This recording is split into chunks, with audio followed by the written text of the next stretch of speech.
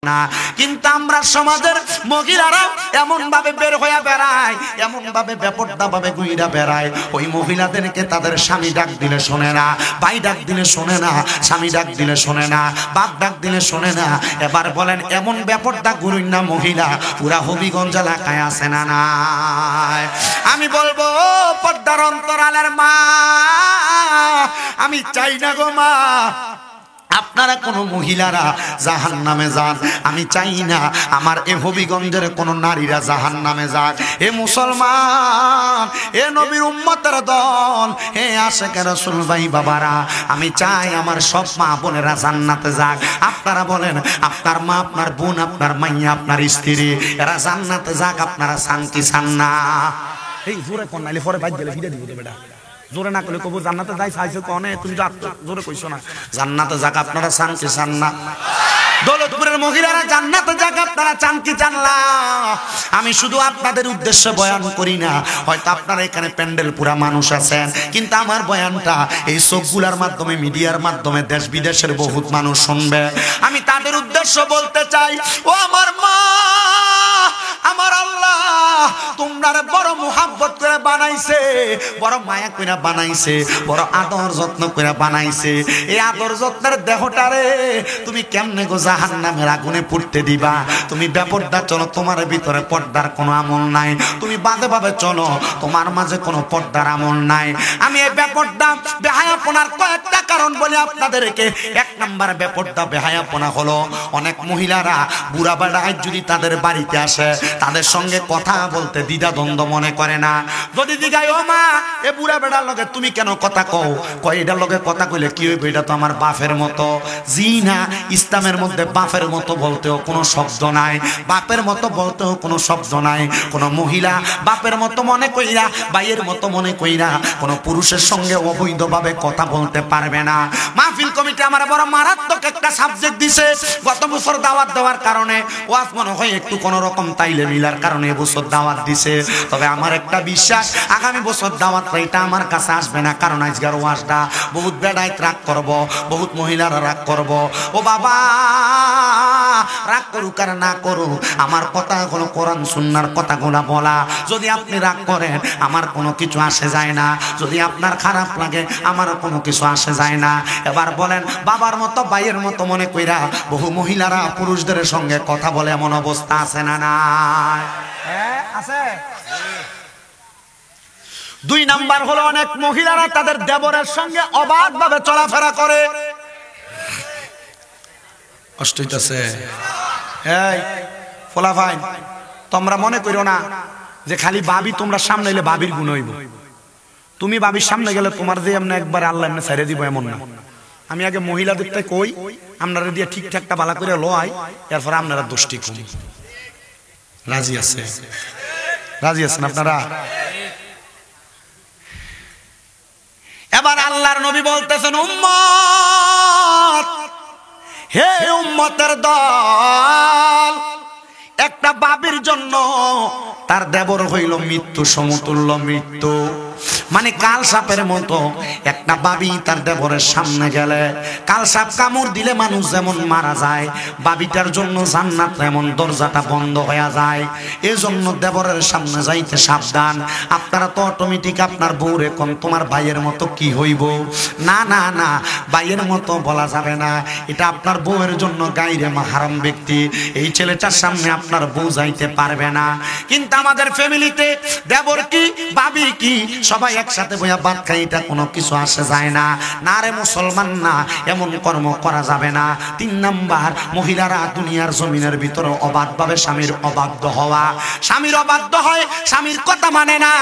স্বামী যদি কয় না আজকে তুমি বাজারে যাও না, আজকে ঘর থেকে বাইর হয়ও না, এমন স্বামীর কথার ডিনাই কইরা অবাধ্য হইয়া স্বামীর কথার উপর দিয়া বাজারে যায় এমন মহিলাও আছে না নাই? আমি বলবো মা, ও আমার আমার দৌলতপুরের মা, হবিগঞ্জের মা, শায়েস্তাগঞ্জের মা, দৌলতপুরের মা, আশেপাশে এলাকার আম্মুজিরা গো, মনে রাখবা তুমি যদি তোমার স্বামীর কথা না মানো, স্বামীর আদেশ অমান্য করো, আল্লাহর নবীর ঘোষণা, কোন মহিলা যদি দুনিয়ার জমিনের মধ্যে তার স্বামীকে নারাজ রাইখা ইন্তেকাল করে, তাহলে মহিলাটা কবরে গেলে কোনোদিন জান্নাত পাবে না। ও নবী কেন? আমার নবী কয় একটা মহিলা 4টা কাম করলে জান্নাত পাবে। 1 নাম্বার পর্দা করা, 2 নাম্বার নামাজ পড়া, 3 নাম্বার রোজা রাখা, 4 নাম্বার স্বামীর বাধ্যগত হওয়া। তোমার স্বামী কয় আজকে বাইর হও না, তুমি বাইর হও। তোমার স্বামী কয় কাজটা করো না, তুমি করো। মনে রাখবা জান্নাতে যাওয়া তোমার বন্ধ হয়ে যাবে গো মহিলারা। এই জন্য আমি আমার মাদের কাছে বলবো, অনেকে চিন্তা করতে সাইজের ওয়াজটা বাইজে কমু, দেখছেন হুজুর কি ওয়াজ করছে, কথা কয় না কা ঠিক কিনা? এ বাবা, আপনার ওভারটেক কইরা বাজারে যায় মার্কেট করে কি করে না? মার্কেট দূরের কথা, আল্লাহর নবী কয় কোন মহিলা তার স্বামীর অনুমতি ছাড়া বাবার বাড়িতেও যাইতে পারবে না। কোথায়? স্বামীর অনুমতি ছাড়া বাবার বাড়িও যাইতে পারতো না। হ্যাঁ, আপনার বেডি মাশাআল্লাহ, আপনি বইয়ে থাকেন ঘরে আজাইরা বেডি হয়ে জায়গা বাজাইরা, কষ্ট হইতেছে আপনারা, আর অসুবিধা হইতেছে আপনারা, আর সমস্যা হবে আপনারা। আমার এই একটা ওয়াজ, জামাই বড় ওয়াজ ভাইরাল হয়েছে বুঝছেন, কারণ আমি জানা যাই আমার হুজুরে ওয়াজ দই করে।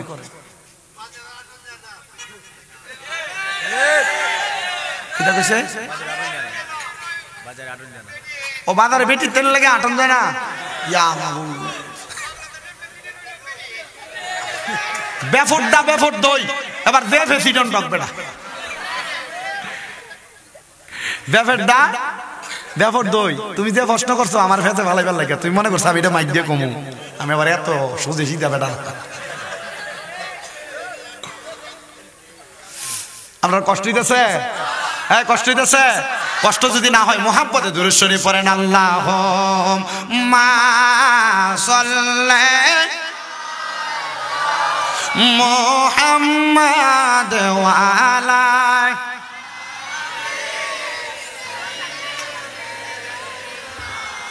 মুহাম্মাদ ওয়া আলা।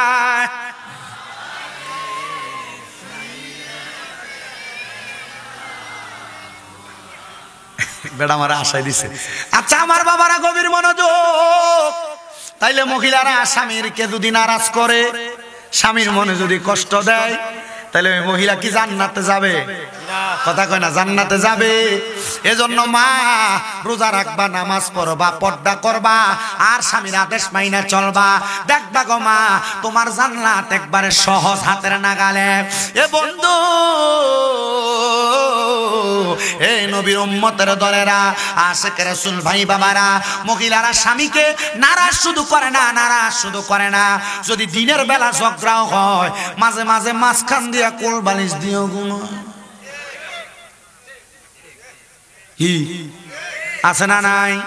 আগে বাচ্চা ঘুমাইতো এক সাইডে, যেদিন দিনের বেলা ঝগড়া হইছে এদিন বাচ্চা চলে মাঝখানে। কথা কয় না কেরে?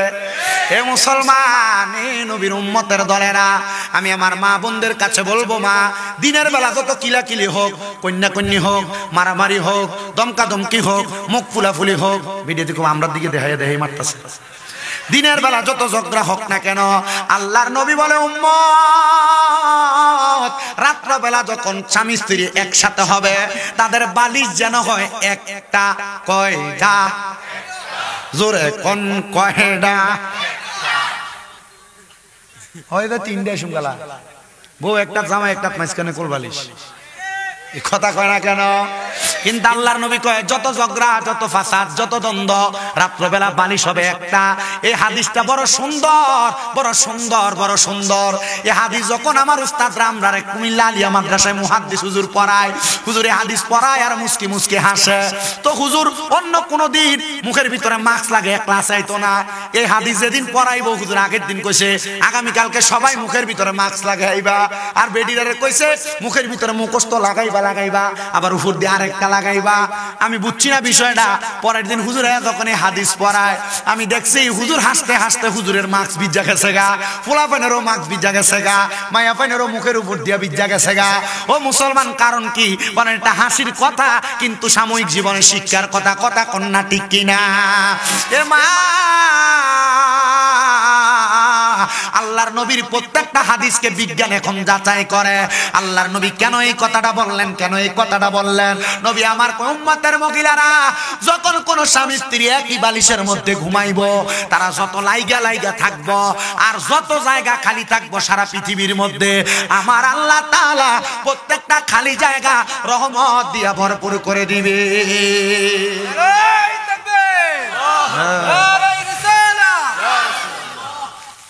যত লাইগা থাকবে, খালি জায়গা যত থাকবে, মনে করেন স্বামী এ বউ এভাবে লাগায়, এই জায়গা খালি জায়গা কম না বেশি? শুধু এই জায়গা না তো, সারা পৃথিবীতে সারা দুনিয়াতে যত খালি জায়গায়, পুরা খালি জায়গা আল্লাহ রহমত দিয়ে ভরপুর করে দিবে। আরো জোরে কইলেন না সুবহানাল্লাহ? আরো মুহাব্বতের আওয়াজে কন্যা সুবহানাল্লাহ। এজন্য আমার মা, আপনাদের সবার কাছে আমার আবদার গো মা, কখনো আপনার ফ্যামিলির মধ্যে এমন অশান্তি তৈরি করবেন না, স্বামীর অবাধ্য হইবেন না, স্বামীর কথার উপর দিয়ে কথা বলবেন না। কিন্তু মহিলারা তিনটা কারণে তার সংসারের মধ্যে অশান্তি তৈরি করে। কয়টা? জোরে কন্যা, কয়টা? এই কথাগুলা মহিলারা শুনলে তাদের ভালো লাগতে পারে, খারাপও লাগতে পারে। হে মা, তিনটা কারণের মধ্যে দুইটা কারণ আপনার ভালো লাগবে, একটা কারণ আপনার ভালো লাগবে না। তবুও আমি আপনাদের জন্য বয়ানটা করে দিয়ে যাই। এক নাম্বার, একটা মহিলার স্বামীর পরকীয়ার কারণে, একটা মহিলার স্বামীর অবাধ্যবাধকতার কারণে, একটা নারীর স্বামীর অবাধভাবে চলাফেরা করার কারণে একটা মেয়ে সংসারের মধ্যে অশান্তি করে। যেমন মনে করেন আপনার বউ যেমন আছে এমন আলহামদুলিল্লাহ আমি আয়াত তেলাওয়াত করেছি, লা ইউকাল্লিফুল্লাহু নাফসান ইল্লা উসআহা। আমার আল্লাহ বলেন, বান্দা আমি আল্লাহ কারো সাধ্যের বাহিরে কোনো কিছু চাপায়া দেই নাই। তোমার বিয়া করার সময় যেই বউ তোমার কপালে আসিল, এই বউ তোমার জুটছে, কিন্তু বিয়া করার পরে এই বউটার সাথে সংসার করতে করতে 1-2 বছর যাওয়ার পর এখন আর ঘরের বেড়ি ভালো লাগে না, অন্য মহিলার দিকে তোমার নজর যায়। আছে না নাই? আছে না নাই? এ মুসলমানের দলেরা একটু মনোযোগ দিয়া শুনবা। মহিলারা তাদের স্বামীর অবাধ্যবাধকতার কারণে অশান্তি তৈরি করে। আপনি কখনো আপনার স্ত্রীর সামনে অন্য কোন নারীর প্রশংসা করবেন না, আপনার স্ত্রীর সামনে অন্য কোন মহিলার সঙ্গে কথা বলবেন না। আপনি অবাধভাবে আপনার বউয়ের সামনে আপনার ভাবির সঙ্গে কথা বলেন, একই খাটে বৈশা থাকেন, আপনার ভাবির সঙ্গে অবাধভাবে অন্য কোন মহিলাদের সাথে কথোপকথন করেন। মনে রাখবেন, একটা মহিলা কোনোদিন তার স্বামী অন্য কোন নারীর সাথে কথা বলুক এটা পছন্দ করে না। একটা মহিলা তার স্বামীর মুখে কোনোদিন অন্য কোন নারীর প্রশংসা শুনতে পারে না। আর একটা মহিলা কোনোদিন চায় না তার স্বামীর ভাগ অন্য কাউকে দিতে। এই জন্য আপনাদের সবার কাছে আপনার অনেকের বউ দেখবেন আপনার বেশি ইন্টারফেয়ার করে, আপনার সন্দেহ করে।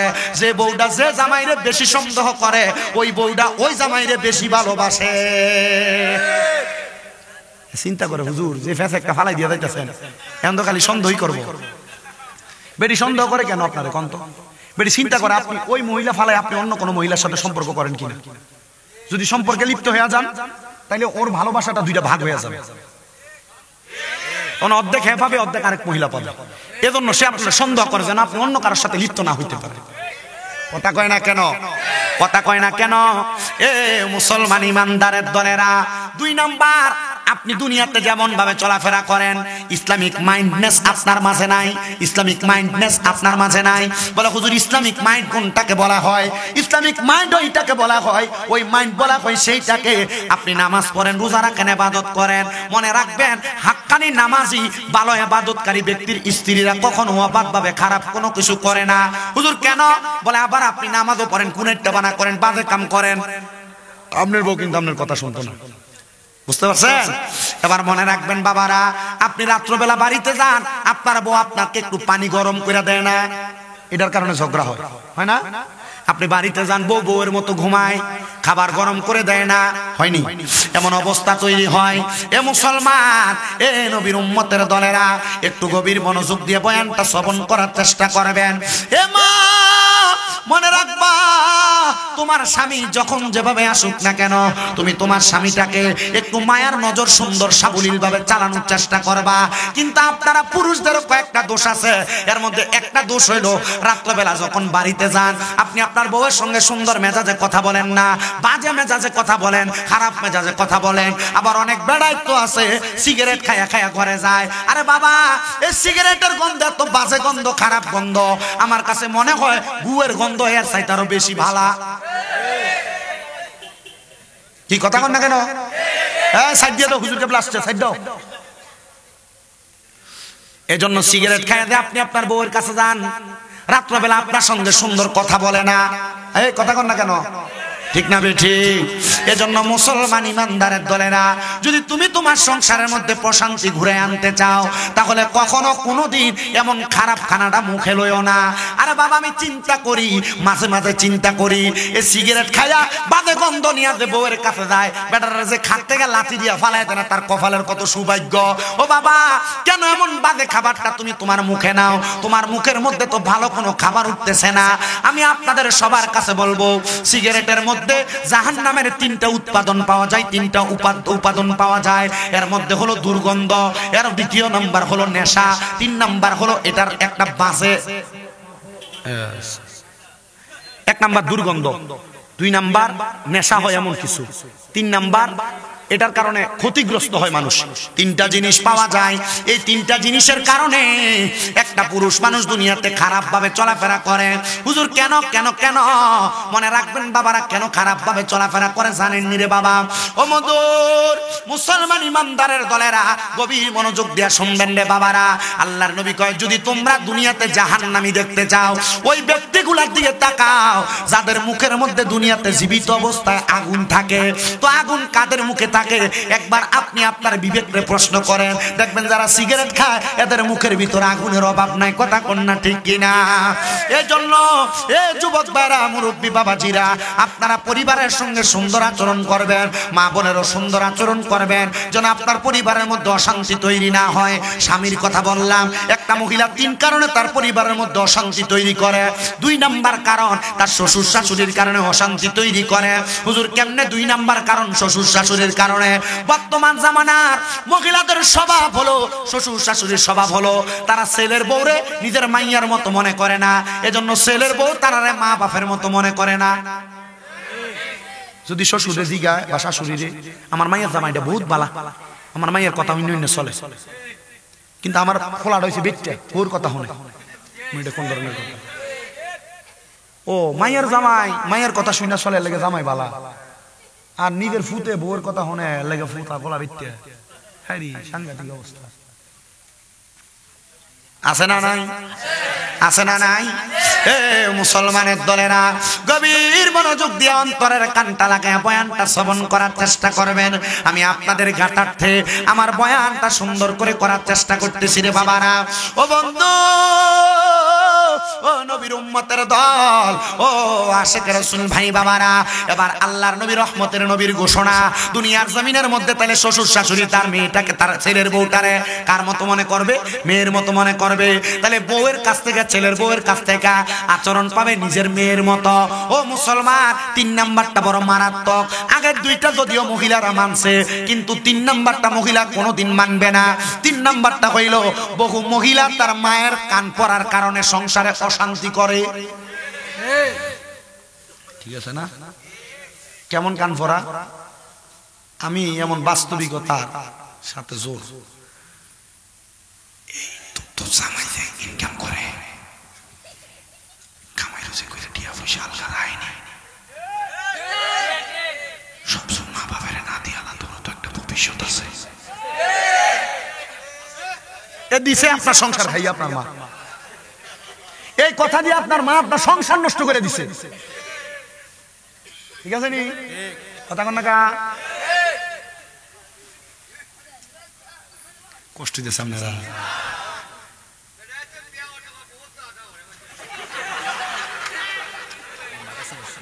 আর থাক থাক, এমন দুই একটা থাকলে ভালা। ওই বড় বহুলা ওয়াজ করতাম লাগছি, আমি কইছি এমন ব্যাপারটা মহিলা স্বামীর কথা শোনে না, এমন মহিলা আপনার এলাকাতে আছে না? নাই। সবাই কয় হুজুর আছে। একবার খারি এই কয় হুজুর আপনার এলাকাতে এমন মহিলা নাই।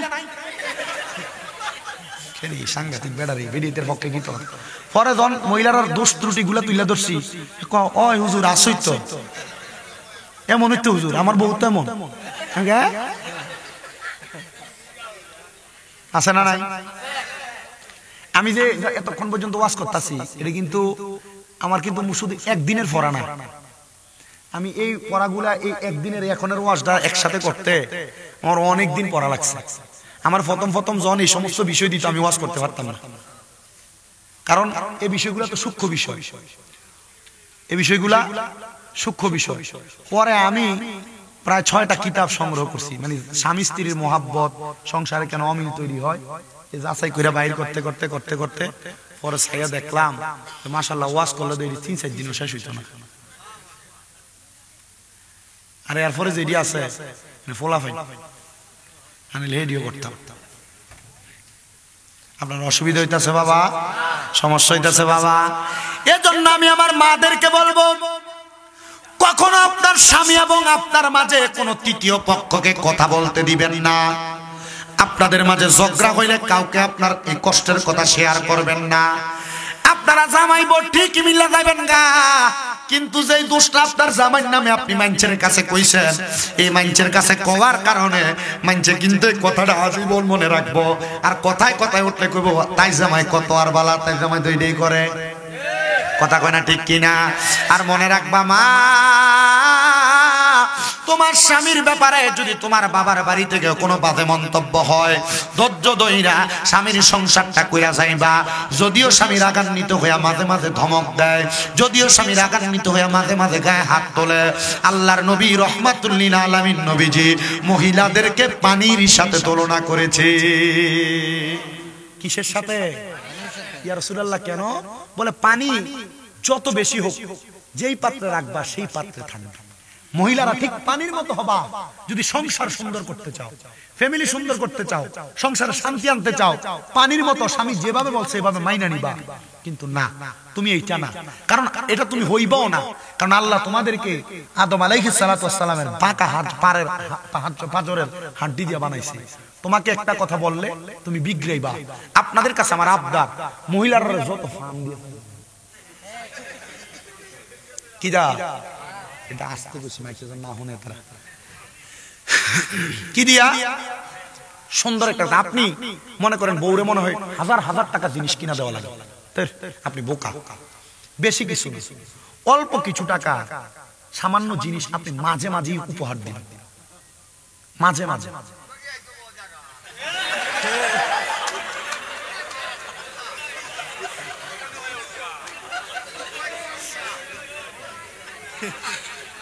এ বাড়িতে পুরো 1 বছর আইসক্রিম কিনে আনে না, কিন্তু শালি যেদিন বেড়াইতো এদিন আইসক্রিম কিনে আনে। বউর একটা আইসক্রিম কিনে এনে খাওয়ায় না। হারি শতান বেড়া, কথা কয় না কে রে? বউরা সপ্তাহে একবারও শিখে না তোমার কিতা খাইতে মন চায়, কিন্তু শালি যদি বেড়াইতো কিতা কিতা খাইবা, কিতা আনতাম, দুলাভাই তো বাইরে যাইরাম হও না, কিতা আনতাম।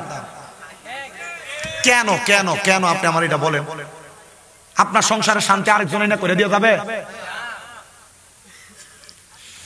এজন্য মা বোনেরা, মহিলারা হলো পানির মতো, যেই পাত্রে রাখবে এই পাত্রের মধ্যে থাকবে। এজন্য আমি আমার মাদের কাছে বলবো গো মা, আপনারা কখনো স্বামী যদি বাজার থেকে কাজকর্ম থেকে এসে উগ্র মেজাজ হয়, আপনি তার সঙ্গে উগ্র হবেন না।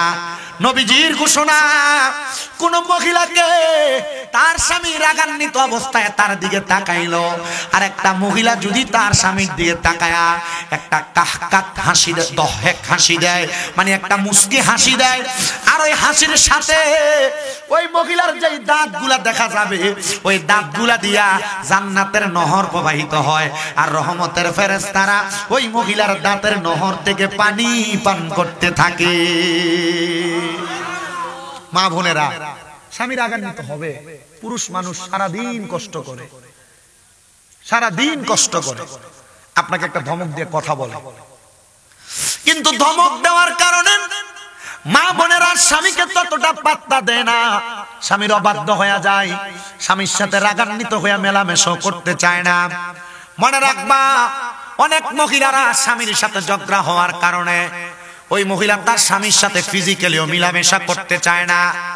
এ মা, মনে রাখো, কোন স্বামী তার স্ত্রীকে ডাক দিল তার সঙ্গে রাত্রি যাপন করার জন্য, আর ওই মহিলা যদি তার স্বামীর সঙ্গে ওই ডাকে সাড়া না দিয়ে রাত্রি যাপন না করে, তাহলে আমার আল্লাহর আযাবের ফেরেশতারা সারা রাত্রি পর্যন্ত ওই মহিলার লানত প্রদান করে। লানত।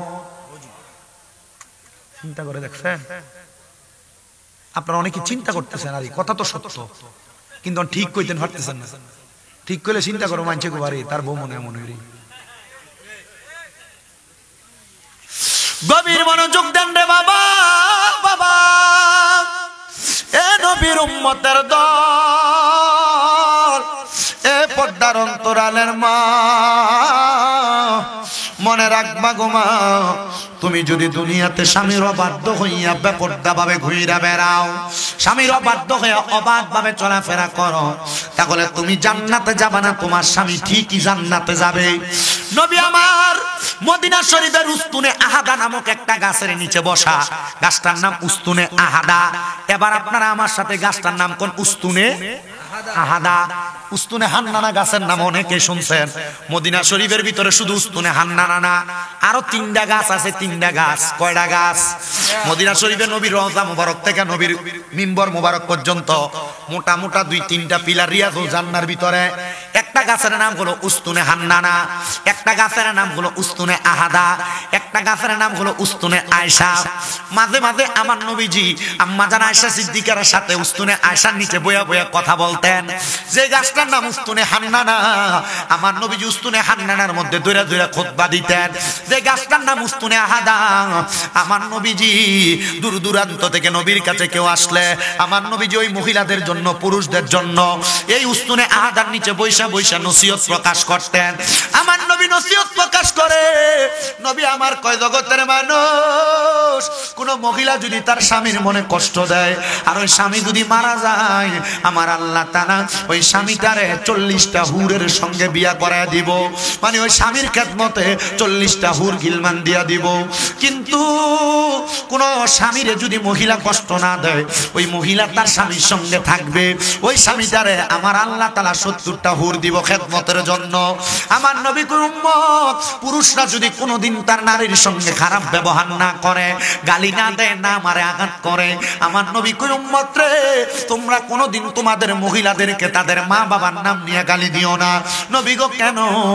আমার নবী কই, আমি নবী হইলাম মহিলাদের বাবা, আর আপনি আপনার বউরে কত সুন্দর মুখ মারানি জি কইয়া গালি দেন। নবী যদি মহিলাদের বাবা হয়, আপনি আপনার বউরে গালি দেওয়ার কারণে গালিটা কার উপরে যায় পড়ে, একবার আপনি আপনার বিবেককে প্রশ্ন করে দেখেন। এ মুসলমান, আমার নবী শুধু এই কথাটা বলেন নাই, আমার নবী কই, উম্মত, তোমরা কোনোদিন তোমাদের নারীদের মুখের মধ্যে, মানে গালের মধ্যে আঘাত করো না। একটু থেকে একটু হইতে পারেন আপনি ঠাস করে গালে ছটকনা লাগাইয়া দেন, প্রয়োজনে ধুম ধরে থাকবেন, কোনো কথা বলবেন না, তবু আপনি মহিলার আপনার স্ত্রীর গালে চটকনা মারবেন না। কারণ কি জানেন? নবী আমার কয়, তোমরা তোমাদের মহিলাদেরকে আঘাত কইরো না। ও মায়ার নবী, কেন?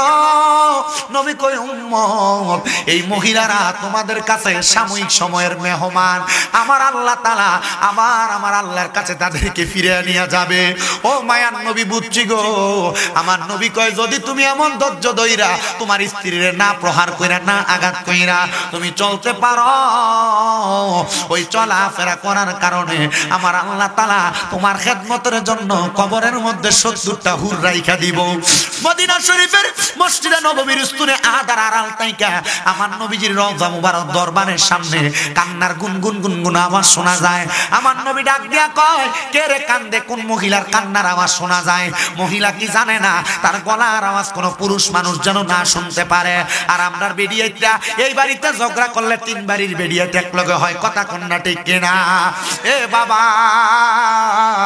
আমার নবী ওই মহিলার কান্নার আওয়াজ শুই না ডাক দিয়া কয় রে মহিলা কেন তুমি এমন ভাবে কান্না করো কান্নার কারণ জানতে চায় ডাক দিয়া কয় নবী গো ও মায়ার নবী গো ও দয়ার নবী রহমাতুল লিল আলামিন নবীজি আমরা স্বামীদেরকে এত ভালোবাসি আমরা এত মোহাব্বত করি গো নবী তাইলে আমার আল্লাহ দে মরার পরে আমরা জামাইদেরকে 70টা হুর দান করব খেদমতের লাগা আমরা জামাইরে মরার পরে পাইতাম না আমার নবী কয় মহিলা যদি স্বামীর সঙ্গে ভালো আচরণ করো স্বামীর কথা মাইনা চলো স্বামীর অবাধ্য না হও দুনিয়াতে সুন্দরভাবে চলাফেরা করো তাইলে মরার পরে ওই 70টা হুর গিলমানের আমার আল্লাহ তুমি মহিলার সরদারিনী বানিয়ে দিব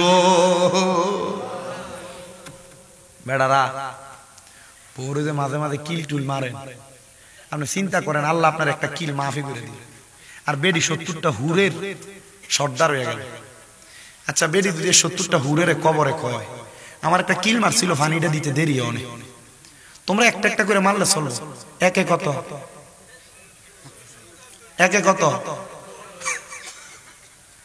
আপনার কষ্ট আছে ওয়াজগুলা পারিবারিক জীবনে কাজে লাগবে আমার বয়সী অনেক বক্তারা ওয়াজ করে আপনারা যাচাই করেন যত বক্তা দাওয়াত আমার আগে কুতুবুল আজিজ সাহেব বইলা গেছে না এখন 25-26 বছর আবুদ্দার ওয়াজ করে কথা সত্য আমি ওই দিন এক মাহফিলে বৈশা রয়েছি দেখছি এক বক্তা খুতবা পড়তেছে একটা খুতবার ভিতরে 60টা ভুল কয়টা ভুল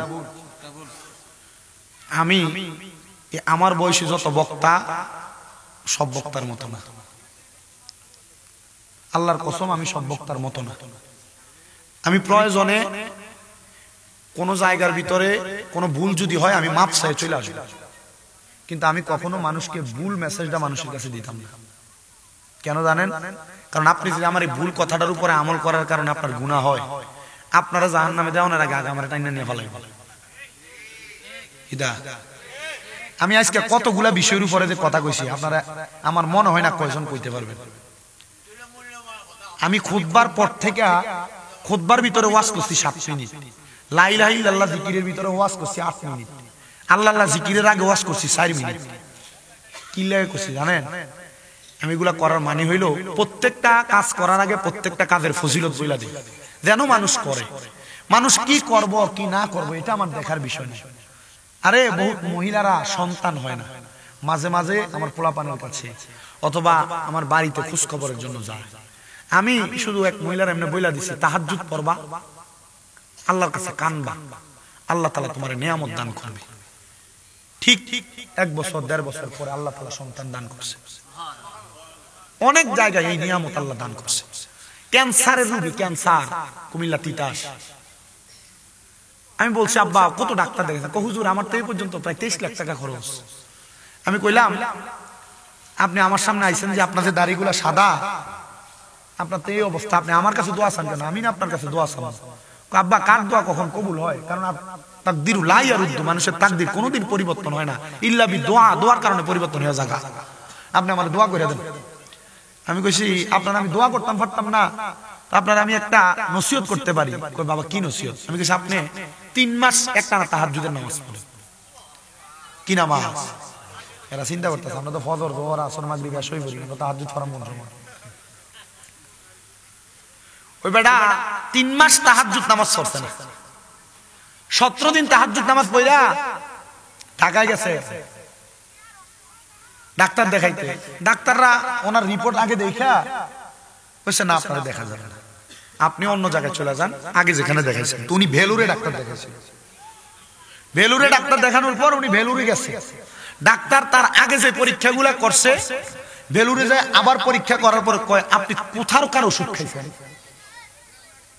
কেন আপনার যে রোগটা ছিল ক্যান্সার এটা তো নাই ওই লোকের ছেলে ফোন দিয়ে বলছে হুজুর আমার আব্বা আল্লাহকে একটা চিল্লান মাইরা বেহুশে হসপিটালে পড়ে গেছে পুরো হসপিটালের মানুষ আমার আব্বারে দেখবার লাগি আইছে আমার আব্বা ওই সময় কইছে পুত্রে দুনিয়ার অন্য কোন সম্পদ না ছোট একটা ফোলা নসিহত করে দিছিল এই ফোলা আমারে নসিহত করে কইছে তাহাজ্জুদ নামাজ পড়লে আল্লাহ আমার রোগ মাফ করব আল্লাহ কোরআনে কইছে ওয়া মিনাল লাইলি ফাতাহাজ্জাদ বিহি নাফিলাতাল লাকা আসা আইয়া বাসাকা রাব্বুকা মাকামাম মাহমুদা। নবীজি আপনি রাতের কিছু অংশে তাহাজ্জুদের নামাজ পড়েন, অতি সত্বর আপনাকে মাকামে মাহমুদ প্রশংসার জায়গা দান করা হবে। তো এই আয়াত যখন আমার নবীর উপর নাযিল হয়েছে, নবীজি কান্না করে আম্মা জান আয়েশা সিদ্দিকা নবীর দিকে, ইয়া রাসূলুল্লাহ আজকে আপনি যে লম্বা লম্বা সেজদা দিবেন, এত লম্বা সেজদা আপনারা আর কোনোদিন দিতে দেখি নাই। নবীজি এভাবে কাঁদেন কেন? নবীজি কয় আয়েশা আমার আল্লাহ আমারে বলছে আমি তাহাজ্জুদ পড়লে আমারে মাকামে মাহমুদ দিব। আয়েশা আমার উম্মতেরা আমি নবী চইলা গেলে রওজা মুবারকে তাহাজ্জুদ পড়ব। আল্লাহর কাছে কান্দা কান্দা কইছি, আল্লাহ আমার উম্মতের তাহাজ্জুদ আমাদের উসিলায় কি দিবেন যদি উম্মত পড়ে? আম্মা জান আয়েশা কই ইয়া রাসূলুল্লাহ আপনার একটা উপাধি মুস্তাজাবাতুদ দাওয়াত। মুস্তাজাবাতুদ দাওয়া মানে হলো এই ব্যক্তি যে কোনো দোয়া করলে আল্লাহ দোয়া কবুল করে আল্লাহ। নবীজি আপনি যে কোনো দোয়া করলে আল্লাহ তো দোয়া ফিরাবে না, আমি জানি আল্লাহ দোয়া কবুল করছে। ইয়া রাসূলুল্লাহ কি ফয়সালা? বলে আমার উম্মত তাহাজ্জুদ নামাজ পড়ে আমার আল্লাহর কাছে যা চাইবো আল্লাহ তার আশা পূরণ করবে। আমি যা কথা বলতেছি আপনার কাছে যদি মনে হয় আমি আবুদ্দা, আমি আবুদ্দার কথার উপরে যদি ভাল লাগে আমল করবেন, না ভালো লাগলে ওয়াজের মাঠে কথা ফালাই দিয়ে শেষ। আমার পরে পীর সাহেব হুজুর পীরজাদা হযরত মাওলানা মুফতি মুহাইমিনুল হক ইবনে জিয়াউল হক কাদেরী হুজুর আপনাদের নিয়ে মূল্যবান দোয়া তাকরীর করবেন, আপনারা শুনবেন। কিন্তু আমি যে কথাগুলো বলতেছি এই কথাগুলো অস্বীকার, অস্বীকৃতি অথবা এই কথার উপর আমল করলে আমাদের লাভ হবে, বিশ্বাস আছে না নাই? গভীর মনোযোগ দেন বাবা, গভীর মনোযোগ দেন। তো যেই কথাটা বলতেছিলাম, নবী বলছে মহিলা তোমাদেরকে আমার আল্লাহ তাআলা ৭০ জন হুরের সরদারিনী বানায়া দিব যদি তোমরা তোমাদের স্বামীর আদেশ মাইনা চলো। হে দৌলতপুরের বাবা, হে দৌলতপুরের মুরব্বীরা, যুবক নওজোয়ান বন্ধুরা, ছোট ছোট মাসুম বাচ্চারা, পর্দার অন্তরালের আমার মা বোনেরা, শুইনা রাখবেন, মাইনা রাখবেন, যাইনা রাখবেন। একটা মহিলার কারণে কমপক্ষে ৪ জন ব্যক্তি দুজকে যাবে, জাহান্নামে যাবে। আপনি একটু মিলাইয়েন আমার এই কথাটা শেষ। আমি আমার বয়ানের ইতি টানতেছি। আল্লাহর নবী কয় ১ নাম্বার কোন বাবা যখন কন্যা সন্তান জন্ম দিবে, ওই বাবা যদি তার মেয়েটার পর্দা না করায়, মানে দাইয়ুসের বেশে চালায়, তাহলে মাইয়াটারে আল্লাহ তাআলার ফেরেশতারা জাহান্নামের দিকে যখন নিয়ে যাবে, কেন জাহান্নামে নাও বলবে বেপর্দার কারণে। মাইয়া বলবে আমার আব্বা আমারে পর্দা করায় নাই, এই জন্য তোমার জাহান্নামে দেওয়া হয়। মুসলমান আপনাদের যাদের বোন বেপর্দা ভাবে চলাফেরা করে, মনে রাখবেন, মনে রাখবেন, মনে রাখবেন, একটা ভাই তার বোনের কারণে দুজকে যাবে যদি ভাই তার বোনটাকে নির্দিষ্ট পরিমাণ পর্দা না করায়। ৩ নাম্বার দুনিয়ার জমিনের মধ্যে, দুনিয়ার জমিনের মধ্যে একটা সন্তান তার মায়ের কারণে জাহান্নামে যাবে। বলে হুজুর কেন? ওই যে আগে বলছিলাম ভাইয়ের মতো আর বাপের মতো। মনে রাখবারে মুসলমান, ওই মা যদি সন্তান জীবিত থাকা অবস্থায় বেপর্দা ভাবে অন্য কোনো পুরুষের সামনে যায়, তাইলে ওই মাটা সন্তানটা মায়ের কারণে দুজকে যাবে। ৪ নাম্বার একটা সন্তান দুনিয়ার জমিনের ভিতরে থাকা অবস্থায় একটা স্বামী তার স্ত্রীর কারণে দুজকে যাবে।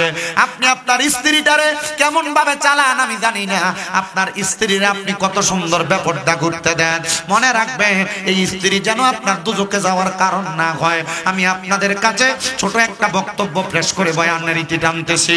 দামেস্কের জমিনের মধ্যে আল্লাহ তাআলার একজন বন্ধু বসবাস করতেন।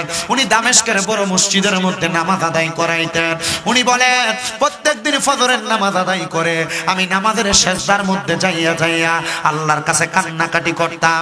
আমি যখন নামাজ আদায় করতাম ফজরের পরে আমি আরো 2 রাকাত নামাজ আদায় করতাম, যেই নামাজের নাম ইশরাকের নামাজ। হে জগতের মুসলমান, ওই ইশরাকের নামাজ পড়া আমি আল্লাহর কাছে কান্নাকাটি করলাম। কিন্তু আমি কাঁদতে কাঁদতে হঠাৎ করে আমি দেখতে পাইলাম আমার স্বপ্নের মধ্যে কে জানি একজন হাজির হয়ে গেছে। কিন্তু অন্য মানুষকে স্বপ্ন দেখলে একরকম দেখা যায়, যে ব্যক্তির স্বপ্ন দেখলাম এই ব্যক্তিরে দেখতে আরেক রকম লাগে। আমি জিজ্ঞাইলাম কে আপনি, আপনার পরিচয় কি? বলে আমি আপনার দামেস্কের মসজিদের পশ্চিম অঞ্চলের বাসিন্দা। এরে বাবা, উনি বলতেছে আমি তার দিকে তাকিয়ে দেখলাম তার শরীরের নাভি থেকে মাথা পর্যন্ত সুন্দর দেখা যায়, কিন্তু নাভি থেকে পায়ের তালু পর্যন্ত পর্যন্ত আগুন ধাউ ধাউ করে জ্বলতাছে। আমি তারা জিগাইলাম কারণ কি বলো না? বলে তুমি তো নামাজি ছিলা, আমার পেছনে নামাজ পড়তা। উনি ডাক দিয়ে কই হুজুর আমি নামাজ পড়তাম কথা সত্য, কিন্তু আমি দুনিয়া থেকে কবরে আসার সময় আমার একটা মেয়েরে আমি 13 বছরের রাইখা কবরে আসছি। ওই মেয়েটার আমি নামাজ শিখাইছি, পর্দা শিখাইছি, কিন্তু আমি দুনিয়া থেকে যখন কবরে চলে আসি আমার স্ত্রীর গর্ভে 5 মাসের একটা বাচ্চা ছিল। ওই বাচ্চাটা কন্যা সন্তান। ওই কন্যা সন্তানটা দুনিয়াতে আসার পরে ওই কন্যা সন্তানটা পর্দা করে না, ইবাদত করে না, খারাপ ভাবে চলাফেরা করে। হুজুর আপনি আমার জন্য দোয়া করেন, আমার আল্লাহ যেন আমার কবরের আযাব মাফ করে দেয়। কত মারাত্মক বিষয় চিন্তা করে দেখেন। নাভির মাথার তালু পর্যন্ত নাভি থেকে ভালো, কিন্তু নাভি থেকে পা পর্যন্ত আগুন জ্বলতাছে। উনি বলেন আমি নামাজের আমি যখন ইশরাকের নামাজ শেষ করে বের হইলাম, হাঁটতে হাঁটতে আমি ওই মুসল্লির বাড়ির মধ্যে যাইয়া আমি তার ঘরের দরজার মধ্যে সালাম দিলাম, আসসালামু আলাইকুম ওয়া রাহমাতুল্লাহ, আসসালামু আলাইকুম ওয়া রাহমাতুল্লাহ। কোনো জবাব দেয় না। 2 বার সালাম দিলাম, আসসালামু আলাইকুম ওয়া রাহমাতুল্লাহ, কিন্তু আমার সালামের কোনো জবাব দেয় না। যখন সালামের জবাব দেয় না, আমি সালামের জবাবটা না পাই আমরা কষ্ট হয়। ওয়াটা শেষ করি, মানে যেটা ধরছি এটা শেষ করতাম না। একটু মনোযোগ দিয়া শুনেন বাবারা। উনি বলেন আমি ঘরের দরজার মধ্যে 3 বার সালাম দিলাম।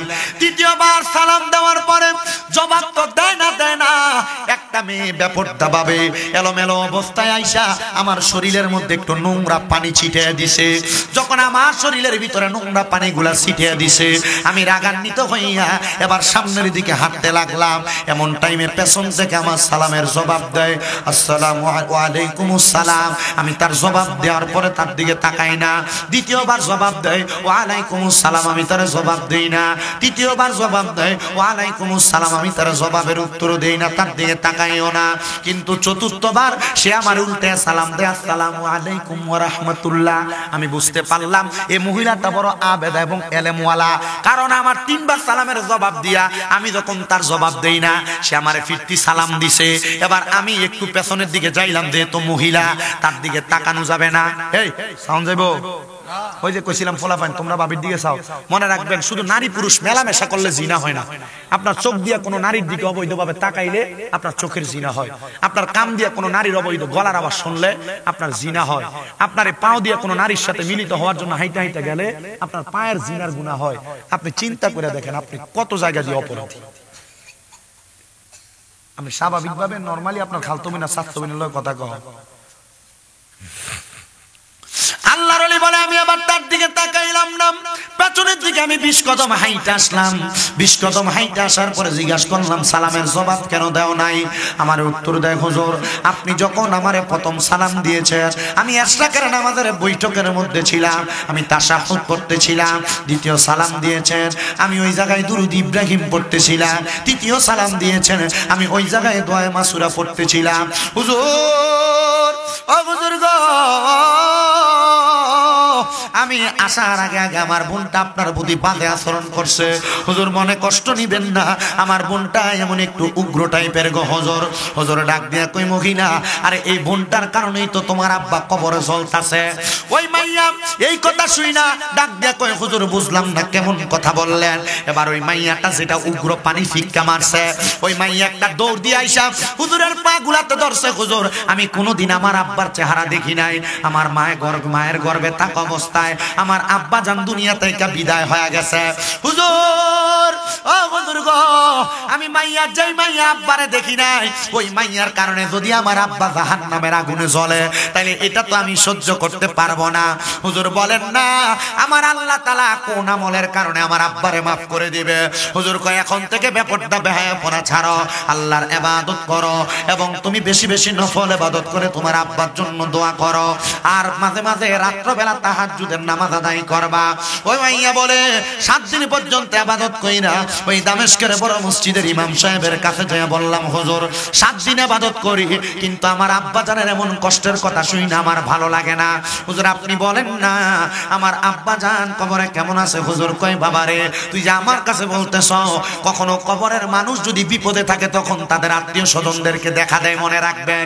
যদি আপনার মা, আপনার বাবা, আপনার দাদা দাদি, নানা নানি আপনারে কখনো স্বপ্নে দেখা দেয়, মনে করবেন তারা কবরে কষ্টে থাকার কারণে আপনাকে দেখা দিছে।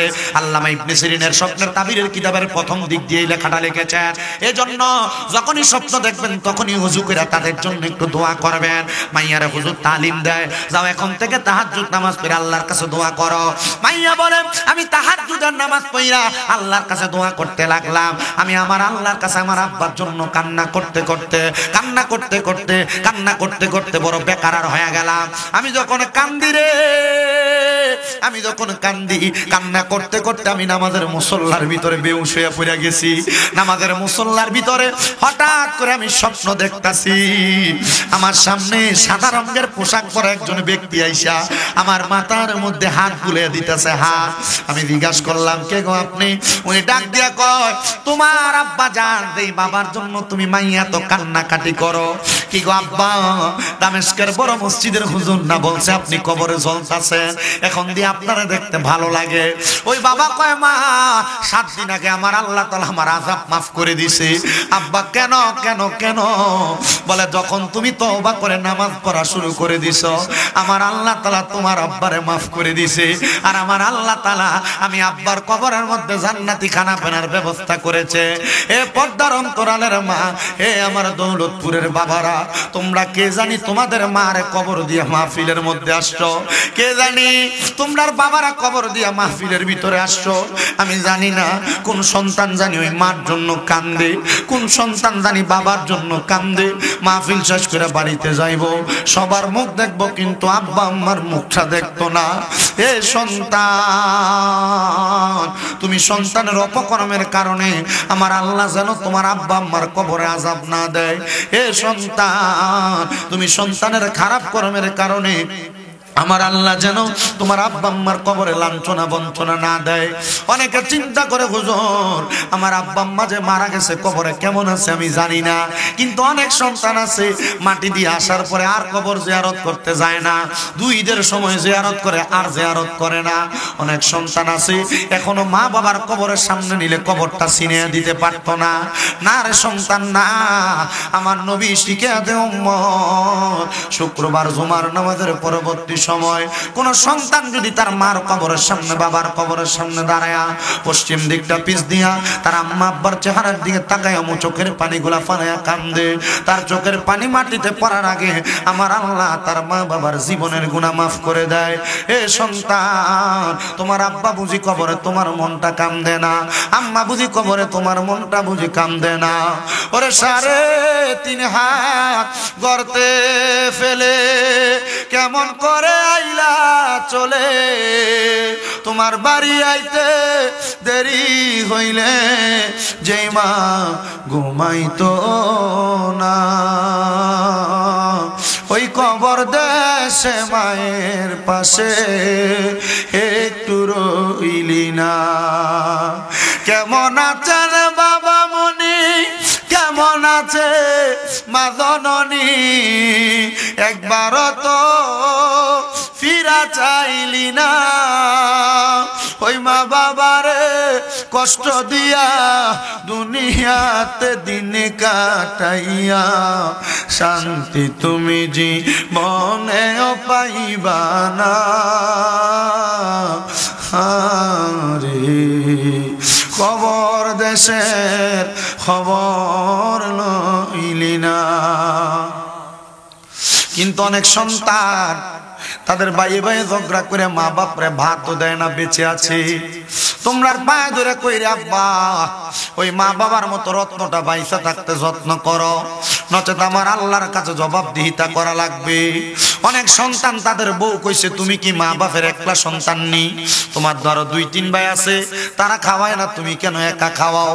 তোমার মা বাপ শুধু তোমার ঘরে খায়, এই কথা শুই না মা বাপরে আলাদা করে দিছ। সকালবেলা এক ঘরে খায়, দুপুরবেলা এক ঘরে খায়, রাত্রবেলা এক ঘরে খায়। সন্তান মনে রাখবা, মা বাপ তোমার ঘরে খাইলে তোমার ভাগ্য বড় ভালো, নসিব বড় ভালো। আমার নূর নবীর বাণী, কোন সন্তান যদি তার মা বাবার জন্য 1 দিরহাম খরচ করে, আল্লাহ তাআলা এটারে লক্ষ কোটি গুণ বাড়ায়া কবরে তার উপহার স্বরূপ প্রদান করবে। এ বন্ধু, কেউ যদি এমন মা বাপরে জুদা করে দিয়া থাকো, দাও তোমার পাও আমার সামনে দাও, আমি শামীম রাজা দিব্যা লাগে তোমার পাওটা পরিষ্কার করে দেই। তবুও ওয়াদা করো, এখান থেকে বাড়িতে যাই মা বাবার পাওটার ধরবা, ধরে কইবা মা ও আব্বা আল্লাহর রাস্তায় আমি সন্তানকে মাফ করে দেন। যতক্ষণ পর্যন্ত বলছে মাফ করে দিছি, ততক্ষণ পর্যন্ত মা বাবার পাও ছাইরো না। কারণ এই সন্তান আজকের মাহফিল কবুল হবে কি হবে না এটার গ্যারান্টি কেউ দিতে পারবে না। তবে একটা গ্যারান্টি দিয়া যায়, আগামীকালকে যখন দেখবা দৌলতপুরের চা দোকানে বইসা মুরব্বীরা কয় হ্যাঁ শামীম রাজা ওয়াজ কইরা দিয়া গেছে, আমার ফুতে কোনোদিন আমার লগে অন্যায় করে নাই, তবুও বাড়িতে যে আমি বাপের পায়ে ধরে মাপ চাইছে। মনে রাখবা, আব্বা আম্মার পায়ে ধরলে সন্তানের দাম কমে না, ইজ্জত কমে না। আব্বা আম্মার পায়ের কাছে ছোট হইলে সারা জগতের কাছে আল্লাহ তোমার বড় বানাইবো। আমার এলেম কালাম নাই, কুমিল্লা আলিয়ায় মাত্র কামেল প্রথম বর্ষে পড়ি। কুমিল্লা ইউনিভার্সিটিতে অনার্সের ফাইনাল ইয়ার বাংলা বিভাগের মধ্যে। কিন্তু আমি জানি আমার এলেমের জোর দিয়ে আমি ওয়াজ করি না। ক্লাস 6-7 থাকতে ওয়াজে শুনছি মা বাবার পায়ে চুমা দিলে আল্লাহর জান্নাতের চৌকাঠে চুমা দেওয়ার সওয়াব পাওয়া যায়। বাড়িতে যাইয়া মা বাপরে ঘুমন্ত অবস্থায় মা বাবার পায়ের মধ্যে চুমা দিছি। আপনাদের দোয়ায় কুমিল্লাতে এখন আমার 6-6টা মাদ্রাসা, 1টা না 2টা না 6টা মাদ্রাসা। আপনাদের দোয়ার বরকতে আমার মাদ্রাসার মধ্যে ছাত্রের কোনো অভাব নাই। আপনাদের শায়েস্তাগঞ্জের পোলাপান, আপনাদের শাহবাজপুর ব্রাহ্মণবাড়িয়ার পোলাপান আমার মাদ্রাসায় পড়ে। কুমিল্লা চকবাজার নূরপুর সমুনিতে তাফসীরুল কোরআন মাদ্রাসা। কিন্তু বাবা আমি চিন্তা করি আমি তো এই সম্মানের যোগ্য না। আমি যেই সম্মানের যোগ্য না, আল্লাহ আমার তার চাইতে হাজার হাজার গুণ সম্মান দিছে। ও আল্লাহ, এটা আমার যোগ্যতা দিয়ে দিছ না, আমার মা বাবার দোয়ার বরকতে দিছ। আব্বা আম্মার পায়ে ধরতে শরম কইরো না, লজ্জা কইরো না। এখান থেকে বাড়িতে যে মা বাবার পায়ে ধরে ফালাইবা। কিন্তু অনেকে চিন্তা করে হুজুর, যাদের বাড়িতে আব্বা আছে তারা বাড়িতে যাইয়া আব্বার পায়ে ধরে মাপ চাইবো। আমার তো আব্বা নাই, আমি কার পায়ে ধরে মাপ চাইবো? এ সন্তান, আগে কোনো অন্যায় করলো বাবা তোমার ডাক দিয়া নেওয়া যাইতো, এখন কেউ তোমার ডাক দিয়া নেয় না। আব্বার কাছ থেকে 5-10 টাকা চায়া চায়া নিতা। এখন তোমার বাবার বয়সী কত মানুষ দোকানে বইসা চা খায়, আব্বারে তুমি তোমার পকেট থেকে 100 টাকা হাত খরচের জন্য দিতে পারো না, তোমার টাকার অভাব নাই। ওই বাবা অন্ধকার কবরে, আব্বা কবরে কেমন আছে তুমি জানো না।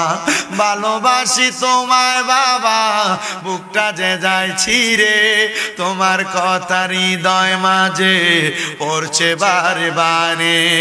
বাবা গো, ও বাবা, বাবা গো, ও বাবা। এ সন্তান,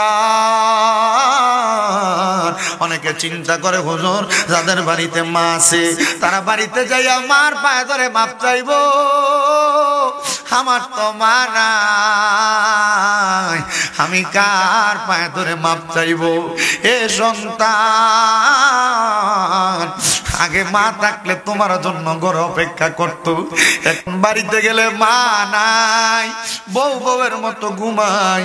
আগে মাঘ মাসের শীতের দিনে মা খানা গরম করে খাওয়াইতো, এখন বোর্ড টেবিলের উপর খানা ফালাইয়া রাখে।